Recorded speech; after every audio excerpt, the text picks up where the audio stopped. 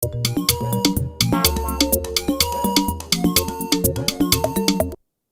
is NTA International.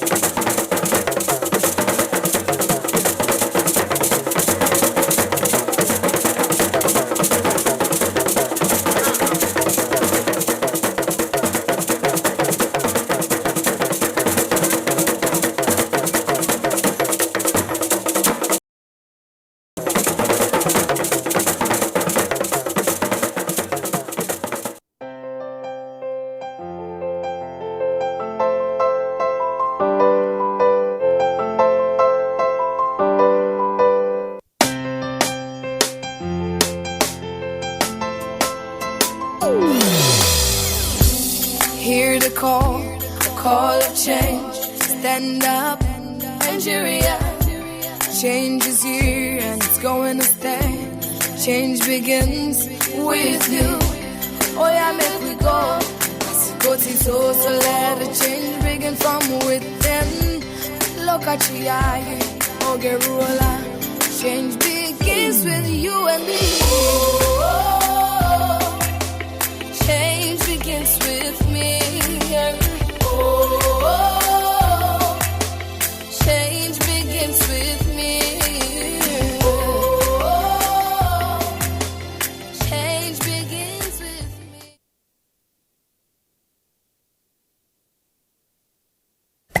24 hours a day, 7 days a week. You can watch NTA International live on your TV, computer, iPad, tablet and phone. Log on to visiontv.co.uk and click on Entertainment, then NTAI.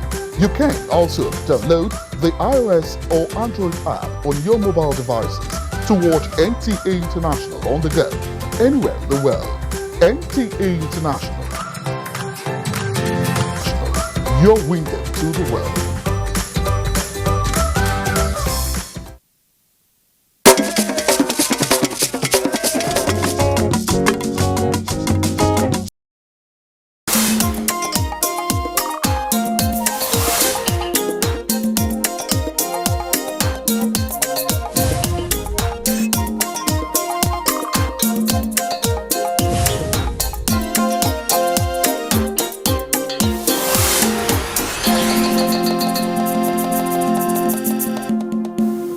Stephen Richards says that when you have mastered fear, you have mastered all. Wouldn't you want that for yourself? From that, we learn already that it is possible to master fear of any kind. Phobia is an unreasonable fear or anxiety towards an object, a person, or even a space.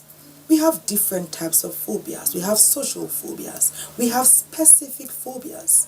Many people have phobias and they know it. What they did not know is that phobias can be treated. What are you afraid of? Is it the dark? Are you afraid of snakes? Are you afraid of dogs? Are you afraid of driving? Are you afraid of flying? Are you afraid of man? That would be called androphobia. Are you afraid of spiders? That is arachnophobia. What I want to tell you today is that whatever phobia you have, you can be treated for it. Welcome to Wellness and Living. Our topic today is phobia. My name is Thelma Obaza. You know how we like to do it. We go out. We talk with you. What are your fears? Are you willing to share? Would you like to get better? We spoke with you. You told us some things. Let's listen together.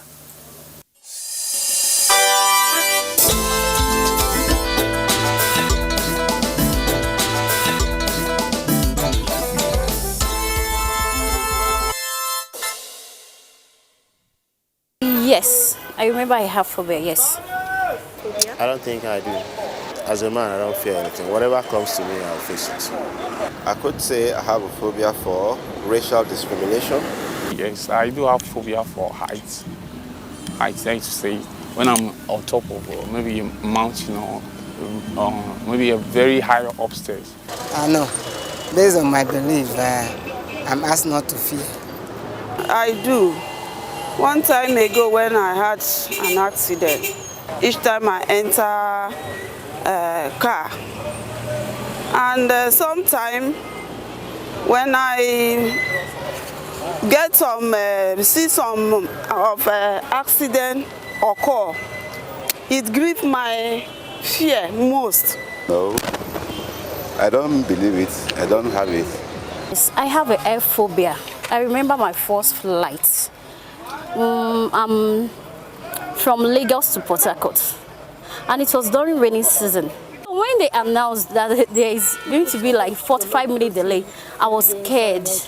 During my schooling days and during my childbearings in the labor room, whenever I'm stepping to labor room, I used to have those sorts of phobias in my mind that this journey is so easy to go and come back.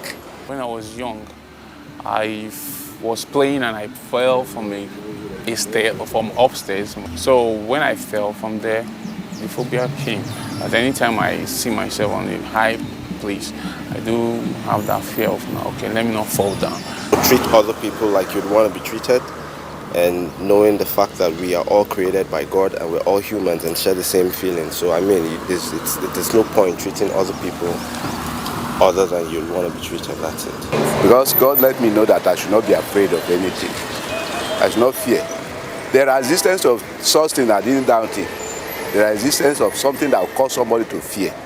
But with God in me, I have the confidence that those things that come, as I trust in God, I will overcome them.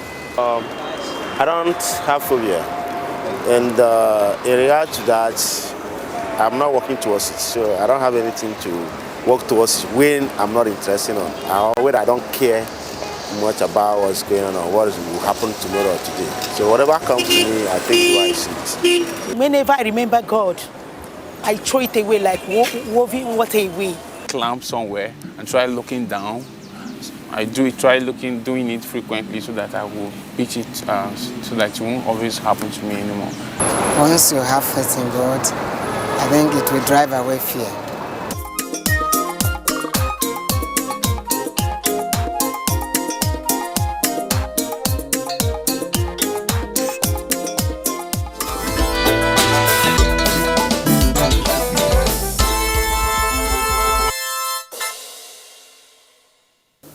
It's all right to be afraid some of the time.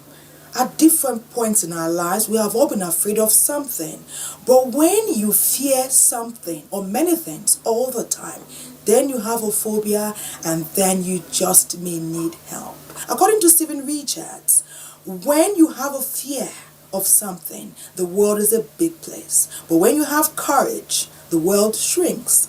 And that's what we're doing today. We're shrinking the knowledge. We're bringing knowledge from different places, different parts of the world, bringing it together so you can understand better, and then together we can learn. When you have a phobia, it means that you experience an exaggerated or unrealistic sense of danger in certain situations. As a result, you might then start to organize your life around the thing or things that are making you anxious. Human behavior is not always logical. One of the strange things our minds can do is to become afraid of things that we logically know are not dangerous. Getting a shot is safe, nothing to faint about. Or, airplanes are safe, right? That is the logical mind speaking. The less logical mind springs up uncomfortable reactions, and this become phobias. Most people define phobias with the phrase fear of spiders, for example, or fear of sharp objects or needles. Most phobias have technical terms that start with a Greek or Latin phrase and end in a suffix, like phobias, for example. Ophidophobia, fear of snakes. Trypanophobia, fear of injections. Aviophobia, fear of flying. Just to mention a few. History shows that phobias are rich, varied, and complex. People have had phobias for thousands of years, but it's only been recently that we have known much about these fears, or even enough to call them phobias. The first written reference to phobic problems that we have is in the works of ancient Greek physician Hippocrates from 470 to 410 BCE. In one of his works, called the Seventh Book of Epidemics, he described a condition in a man named Nicanor and talked about his fear of the flute, or perhaps its music. This music and this flute were handled by a piper, and Nicanor was afraid of the music, the piper, and the flute. Eventually, 500 years later, a Roman doctor, Celsus, used the word hydrophobia, water fear, to describe someone who seemed to have a horror of water due to rabies. History relates this first mention of the word phobia to a Greek god, Phobos, the son of Ares, the Greek god of war. Phobos and his hard-won wars are yet another story.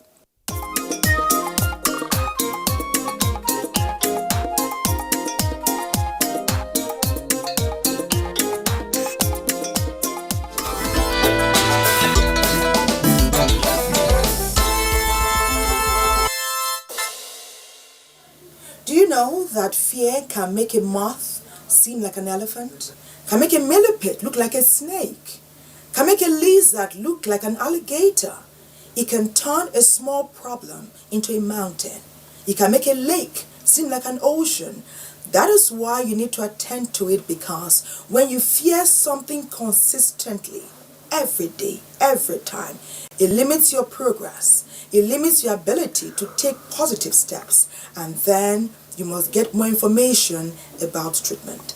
That's why we're talking with Dr. Ebuka Agbo. He goes into detail about the different types of phobias that there are out there. There are so many you wouldn't believe, and it tells us that message of hope that you need to hear.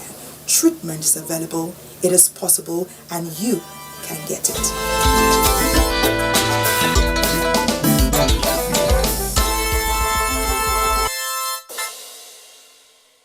Phobia refers to an irrational, unreasonable, unjustifiable fear of either an object or a situation.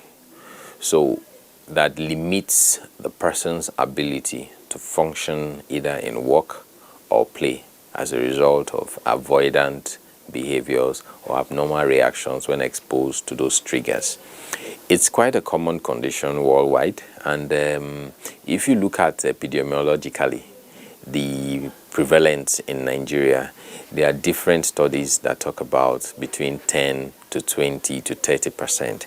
But if we were to be conservative and to insist on 10% and a population of roughly 200 million people, we could safely say that there are 20 million Nigerians with one form of phobia or another. Phobia can be classified into three major groups: agoraphobia, which is a fear of public places; social phobia, which is a fear of social situations; and then specific phobia, which get their definition based on what the fear is directed towards, either an object or a situation.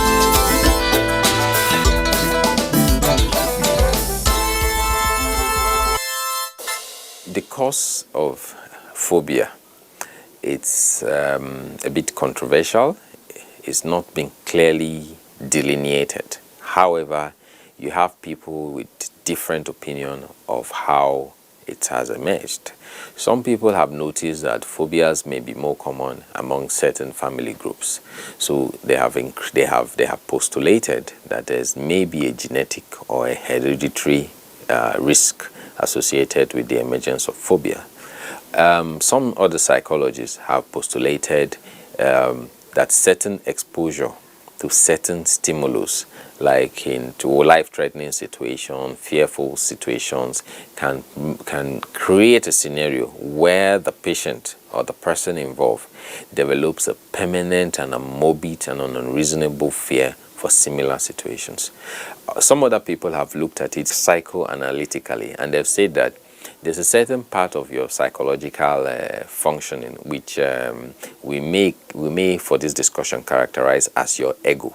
So when there is some level of conflict between your ego and your desire to express some activities or behavior that should otherwise have been inhibited, your ego goes into an excessive drive, and that excessive drive, which is kind of protective, would manifest as phobia. So as you can see, the in terms of etiology, it's mainly hypothetical, but there are different postulations on why it has emerged. Looking at it further, women appear to be more at risk. So some people have talked about their psychological constitution, some have linked it up to hormones, but again, it's a bit controversial. But what we know for sure is that if you look at the general population, women are more at risk of developing phobia, and then some people who have been exposed to certain stressful life situations are also more at risk, and some people who are from certain families where maybe a mother or a father has a certain phobia, one or two people down the line may also have that phobia.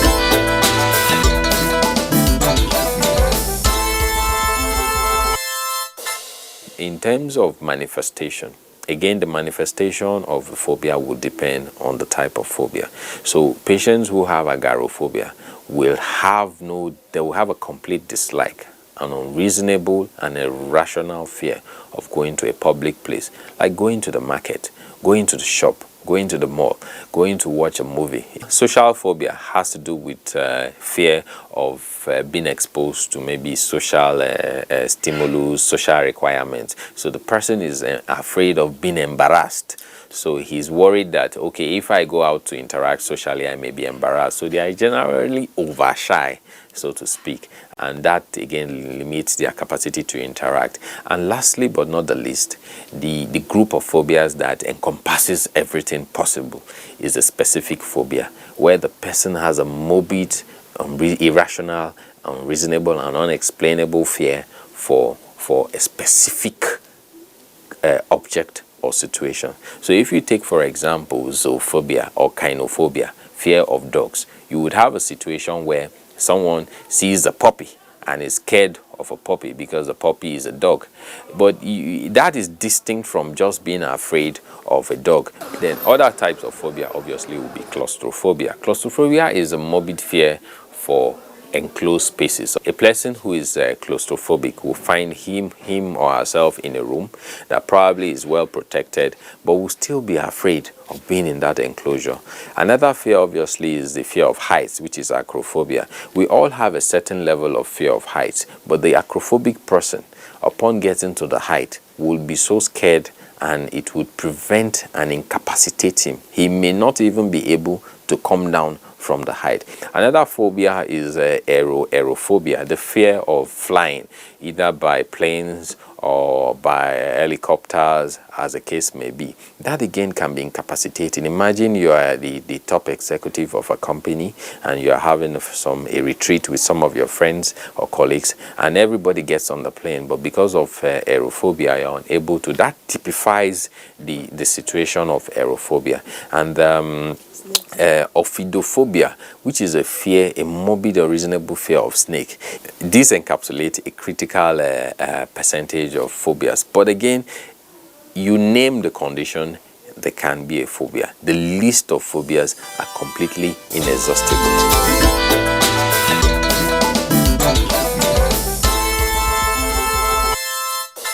In terms of treatment, there are several interventions you can use, but critical is psychotherapy. And psychotherapy includes different forms of psychotherapy. You could have cognitive behavioral therapy, you could have cognitive therapy, you could have virtual exposure therapy, and a couple of other therapies. The idea is that you are either exposed to those conditions that trigger phobia, and you are able to you are desensitized from developing some of those symptoms. Apart from psychotherapy, which is very key, the use of medication has a role in managing patients who have phobia, because you may have situations where a patient on account of phobia may become very anxious and go into a panic. You would have to calm the patient down. So there are medications to achieve that. There are medications to also address other mental health problems like depression and anxiety, which may all present in patients who have phobia, because a critical percentage of patients who have phobia also have other mental health challenges like depression, like panic attacks, like anxiety, also like substance abuse. In fact, in patients who have agoraphobia, it's been known that the level of the rates of substance abuse is usually higher, because they are mostly indoors, they stay at home, and they kind of introspect and feel that, life is not going on so well. Studies have shown that it is here, it is present. We have millions of Nigerians who have phobia. Phobia is not a death sentence. If you get the right help, you may be able to rise from the chains of phobia and live life to the fullest.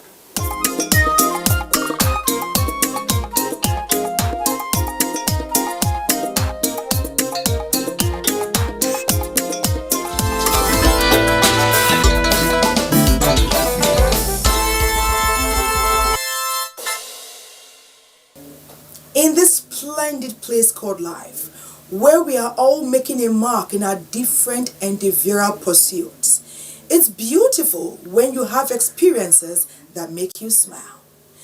It's even more beautiful when we can make these experiences by ourselves, how we want them, when we want them, and prolong it for as long as we want.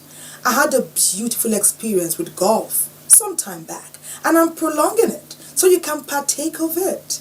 Eluka and Nene squealed with joy, and we captured it. What would you think if you went to the golf course and you saw a rag and a sandbag?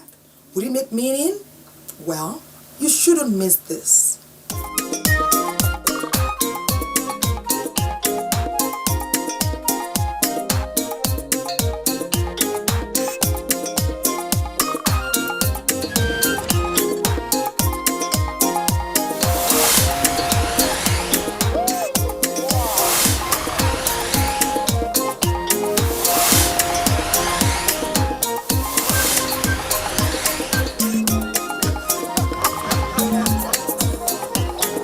After the practical training, you now have your towel and your sandbag.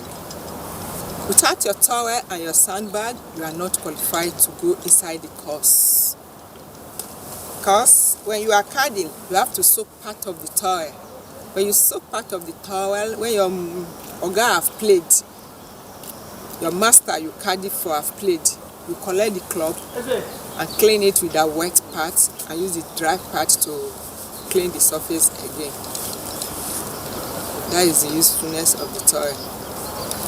This is the most important part of being a caddy. With you being a caddy without a sandbag, you will not be allowed to caddy. With this sandbag, before you tee off, there used to be sand in every tee box. The sand you take and put inside your sandbag and hang it on the trolley.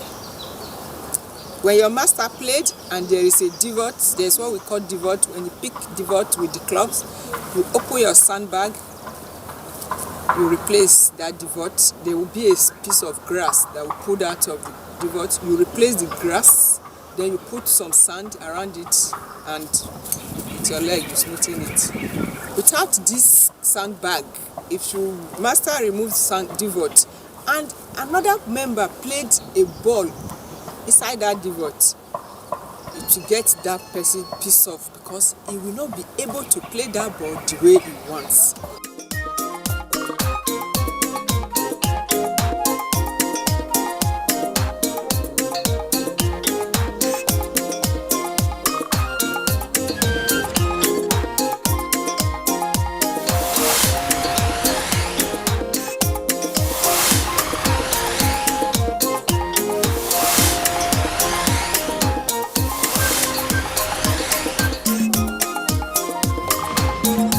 I was competing with my friend, and one person needed to go to take honor, and we're almost scoring the same thing.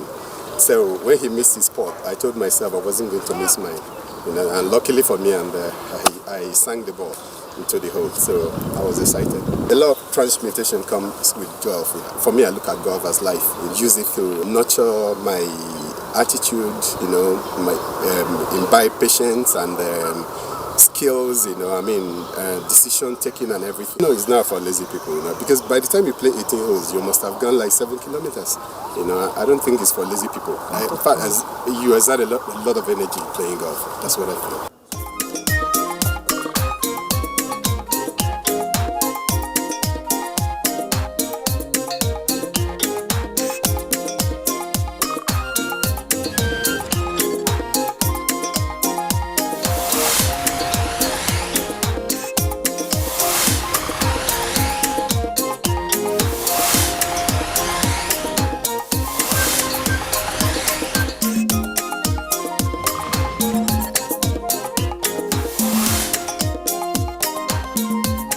Structure does not matter, it's your flexibility, that's one. So and if you are playing golf, you are flexible, you of course you play well, it's something that makes you exercise, you get exercise, and as long as you are playing it often and often, you get used to it. It don't matter if you are fat, if you are slim, if you are small, if you are big.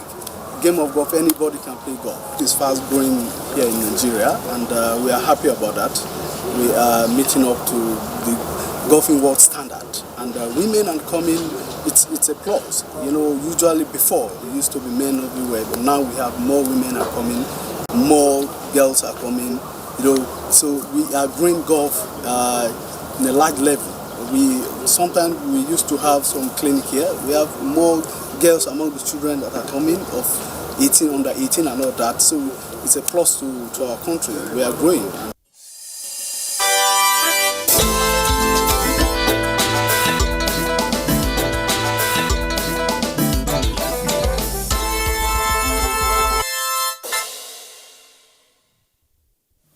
What is that irrational fear that has dogged your existence for so many years, right from when you were young?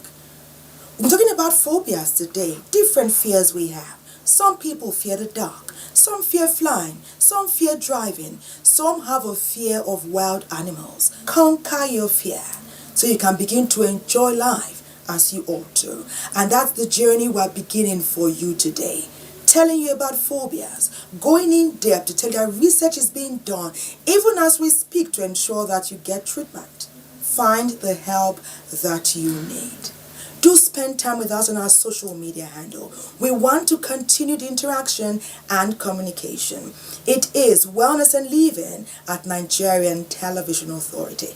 I'd love to spend loads of time with you, but I've got to go now. So we get ready for another interesting area that you can have fun with and learn from. My name is Thelma Obaze. It's been a pleasure spending time with you. Let's do it again. What do you say to that? Bye-bye.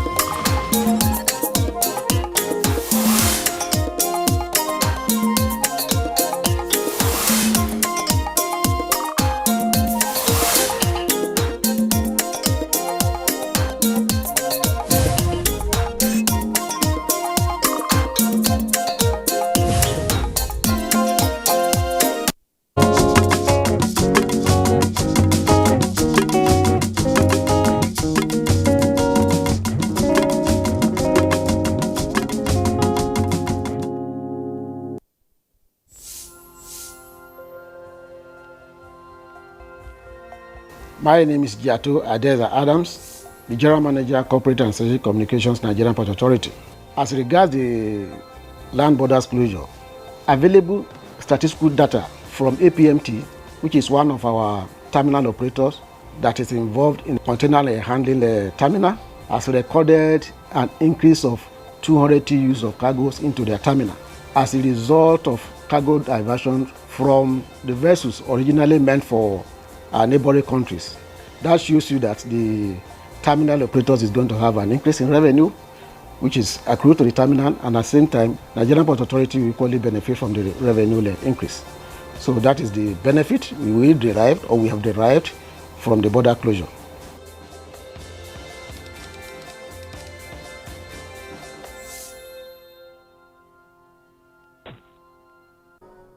Abuja, Nigeria's federal capital city, nestles within gently rolling hills. It is landmarked by modern architecture, greenery, parks, and broad waterways. It is a city that's fast becoming the preferred destination point for tourism, meetings, and conferences in West Africa.